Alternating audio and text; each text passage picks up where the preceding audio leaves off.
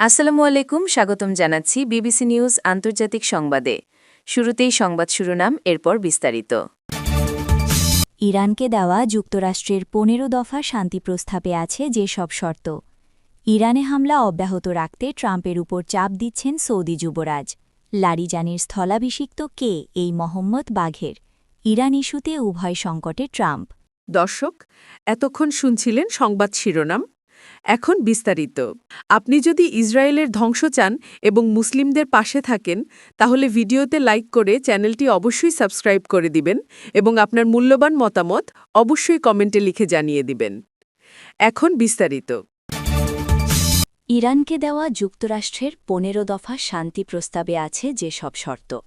চলমান মার্কিন, ইসরায়েল ও ইরানের যুদ্ধ শেষ করতে যুক্তরাষ্ট্র একটি ১৫ দফা প্রস্তাব তৈরি করেছে।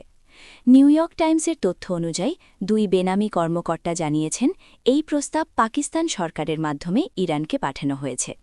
মূলত ইরানের পারমাণবিক কর্মসূচি সীমিত করা ও হরমুজ প্রণালী পুনরায় খুলে দেওয়ার শর্তই এই পরিকল্পনার কেন্দ্রে রয়েছে।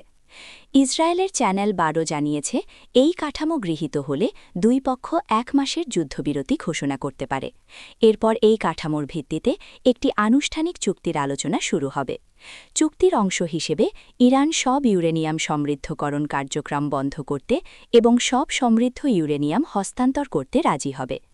এই ১৫ দফা প্রস্তাবে ইরানকে তার বিদ্যমান পারমাণবিক সক্ষমতা ভেঙে দিতে হবে, পারমাণবিক অস্ত্র কখনো না বানানোর প্রতিশ্রুতি দিতে হবে, ইরানের মাটিতে কোনো ইউরেনিয়াম সমৃদ্ধকরণ থাকবে না এবং হরমুজ প্রণালী সর্বদা উন্মুক্ত রাখতে হবে। হরমুজ প্রণালীর বিষয়ে কড়া শর্ত রাখার কারণ হল, ইরানের আংশিক অবরোধে আন্তর্জাতিক জ্বালানির দাম রেকর্ড উচ্চতায় উঠে গেছে। বিশ্বের মোট তেল ও গ্যাসের ১/৫ এই প্রণালী দিয়ে পরিবাহিত হয়। ইরানে হামলা অব্যাহত রাখতে ট্রাম্পের ওপর চাপ দিচ্ছেন সৌদি যুবরাজ। ইরানের বিরুদ্ধে সামরিক অভিযান অব্যাহত রাখা এবং সেখানে সরাসরি মার্কিন সেনা মোতায়েনের জন্য যুক্তরাষ্ট্রের প্রেসিডেন্ট ডোনাল্ড ট্রাম্পের ওপর চাপ সৃষ্টি করছেন সৌদি আরবের প্রভাবশালী যুবরাজ মোহাম্মদ বিন সালমান। মার্কিন কর্মকর্তাদের উদ্ধৃত করে প্রভাবশালী সংবাদমাধ্যম দ্য নিউ ইয়র্ক টাইমস এক প্রতিবেদনে এ তথ্য জানিয়েছে। প্রতিবেদন অনুযায়ী গত এক সপ্তাহে ট্রাম্পের সঙ্গে একাধিকবার কথা বলেছেন সালমান। এসব আলোচনায় তিনি ইরানের বর্তমান শাসন ব্যবস্থা অপসারণ না হওয়া পর্যন্ত সামরিক তৎপরতা চালিয়ে যেতে মার্কিন প্রেসিডেন্টকে উৎসাহ দিয়েছেন। সৌদি যুবরাজের ধারণা, ইরানের বর্তমান সরকার ক্ষমতায় থাকলে অঞ্চলটি দীর্ঘমেয়াদী নিরাপত্তা ঝুঁকিতে থাকবে। এমনকি সংঘাত শেষ হলেও ইরান সৌদি আরবকে লক্ষ্য করে হামলা বা নৌপথে হুমকি অব্যাহত রাখতে পারে বলেও তিনি আশঙ্কা প্রকাশ করেছেন। প্রকাশ্যে রিয়াদ কূটনৈতিক সমাধানের কথা বললেও পর্দার আড়ালে সালমানের অবস্থান বেশ কঠোর। ইরানের ড্রোন ও ক্ষেপণাস্ত্র হামলার শিকার হওয়া সৌদি আরবের এই নেতা চান, মার্কিন বাহিনী ইরানের জ্বালানি অবকাঠামোতে হামলা চালিয়ে বর্তমান শাসন ব্যবস্থাকে দুর্বল করে দিক। লারিজানির স্থলাভিষিক্ত কে এই মোহাম্মদ বাঘেরই? ইরানের সর্বোচ্চ জাতীয় নিরাপত্তা পর্ষদের নতুন প্রধান হিসেবে দেশটির ইসলামী বিপ্লবী ব্রাড বাহিনী আইআরজিসির সাবেক কমান্ডার মোহাম্মদ বাঘের জোলঘাদরকে নিয়োগ দেওয়া হয়েছে। মঙ্গলবার ইরানের রাষ্ট্রায়ত্ত টেলিভিশনের খবরে দেশটির নতুন নিরাপত্তা প্রধান নিয়োগের এই তথ্য জানানো হয়েছে।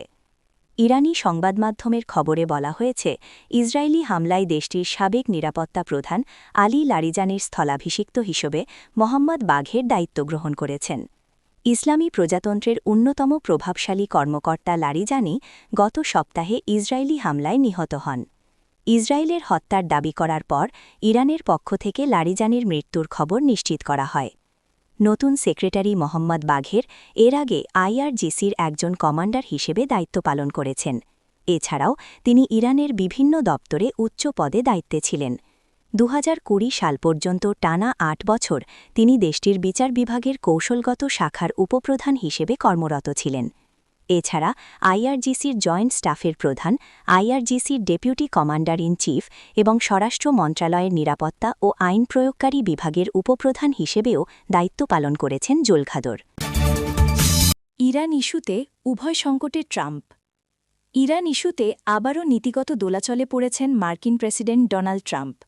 সামরিক হুমকি স্থগিত করলেও এই সংঘাত থেকে বেরিয়ে আসা তার জন্য সহজ নাও হতে পারে, এমনটাই বলছেন বিশ্লেষকরা।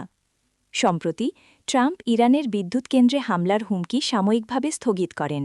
একই সঙ্গে তিনি দাবি করেন দুই পক্ষের মধ্যে সম্ভাব্য সমঝোতার ১৫টি পয়েন্টে অগ্রগতি হয়েছে, তবে ইরান এ ধরনের আলোচনার কথা অস্বীকার করেছে।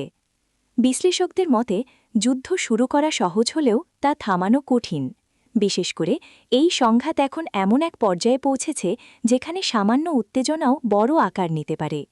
হরমুজ প্রণালী বন্ধের হুমকি দিয়ে ইরান ইতোমধ্যে বিশ্ব অর্থনীতিকে চাপে ফেলেছে, অপরদিকে যুক্তরাষ্ট্রও কঠোর সামরিক অবস্থান নিয়েছে। ট্রাম্পের সাম্প্রতিক অবস্থান কিছুটা ডি-এসকেলেশন বা উত্তেজনা কমানোর ইঙ্গিত দেয়, তবে তার বক্তব্যে ধারাবাহিকতার অভাব নিয়ে প্রশ্ন উঠেছে। একদিকে তিনি শান্তির কথা বলছেন, অন্যদিকে হামলার প্রস্তুতি বজায় রেখেছেন। এই কারণে তার ঘোষণাগুলোর বিশ্বাসযোগ্যতা নিয়েও সন্দেহ তৈরি হয়েছে। অন্যদিকে ট্রাম্পের এই সিদ্ধান্তের পেছনে অর্থনৈতিক কারণও থাকতে পারে বলে ধারণা করা হচ্ছে। তার ঘোষণার পর শেয়ার বাজারে ইতিবাচক প্রভাব পড়ে। প্রধান সূচকগুলো 1% বেশি বেড়েছে। একই সঙ্গে বৈশ্বিক তেলের দামও কমেছে। বিশেষজ্ঞরা বলছেন ট্রাম্প সময় কিনতে চাইছেন, কারণ সম্ভাব্য বড় ধরনের সামরিক অভিযানের জন্য প্রয়োজনীয় মার্কিন বাহিনী এখনও পুরোপুরি প্রস্তুত নয়। খার্ক আইল্যান্ড বা হরমুজ প্রণালীর গুরুত্বপূর্ণ অঞ্চল দখলের মতো অভিযান চালাতে আরও সময় লাগতে পারে।